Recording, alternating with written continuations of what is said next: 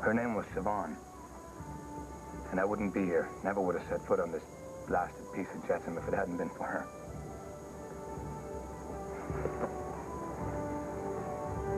Come with me. I'll tell you why I can't let Siobhan's death be for nothing. I thought I knew everything about her. But I didn't know her heart, not really. Didn't know there was a cause she was willing to die for. Had you known her long? We both taught at the same college, and we were dating for a couple of years. And last summer, she went on her holiday. Alone? Yeah.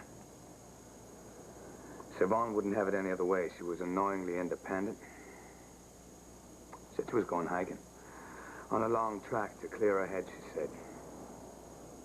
We said goodbye for a couple of days, and then she left, you know.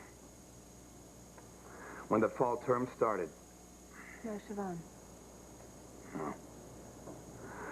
I knew there was something wrong straight away. I called everyone I could, you know. I called her friends and her family, and called the hospital, the police. No one could tell me anything.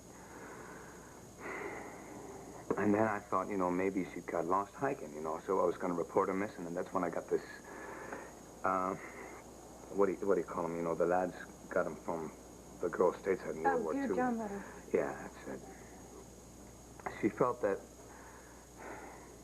we weren't meant to be, she said, you know, and that she wasn't coming back to college to teach, she said, and that she was certain I'd understand, she said. Well, I certainly didn't. Yeah, I can imagine. And then I got a phone call from a mutual friend in Belfast, and he'd said he'd seen her. You know, he'd seen her going to a hotel with another man. God, I was blind with jealousy. And I went to Belfast, and I found the hotel. And I broke into the hotel room, and I just waited for her.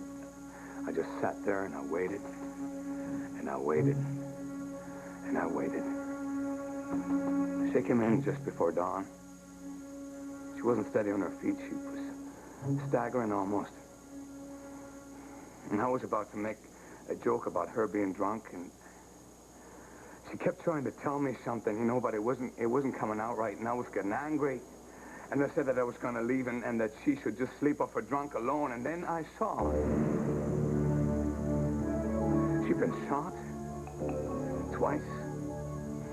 Even after she fell on her knees, she kept trying to walk. And I said, I'm going to call an ambulance, but she said no, she kept trying. Hey, you don't have to keep telling me this if you don't want to.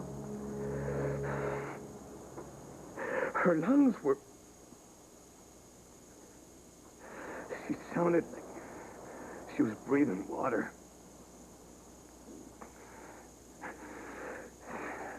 And she finally got this. She took this piece of paper out, and it was spattered with blood. And she gave it to me, and she said to go to Inniscrag and to give the music to Eamon Gwilligan. Gwilligan? Special branch inspector? I didn't know who you were. Never heard of this bloody place. I just thought, you know, she was talking from the pain and the loss of blood, and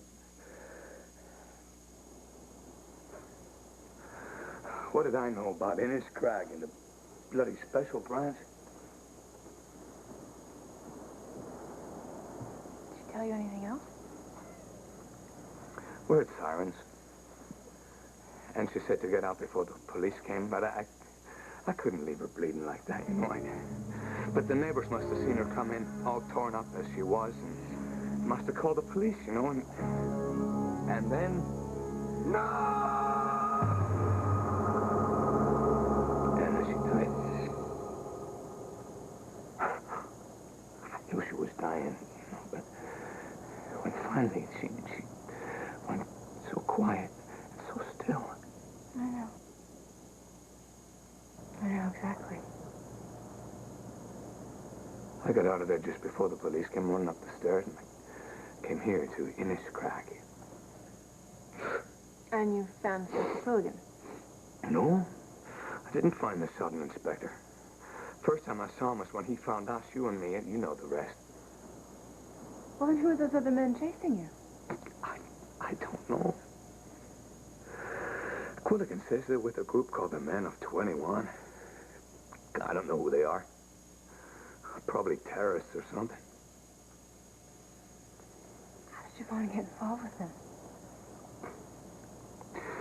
Well, I'm told that she was an agent with a special branch trying to stop them.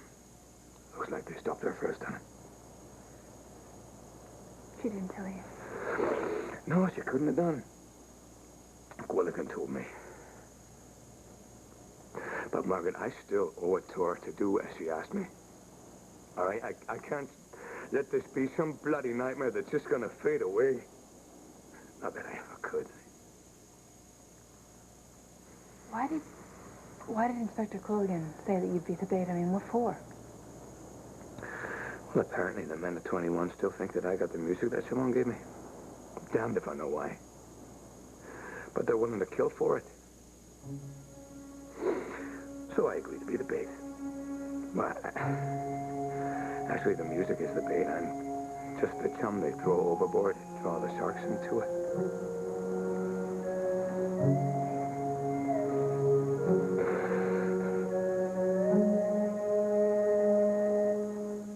And to you. Be sorry for Siobhan. She's the one.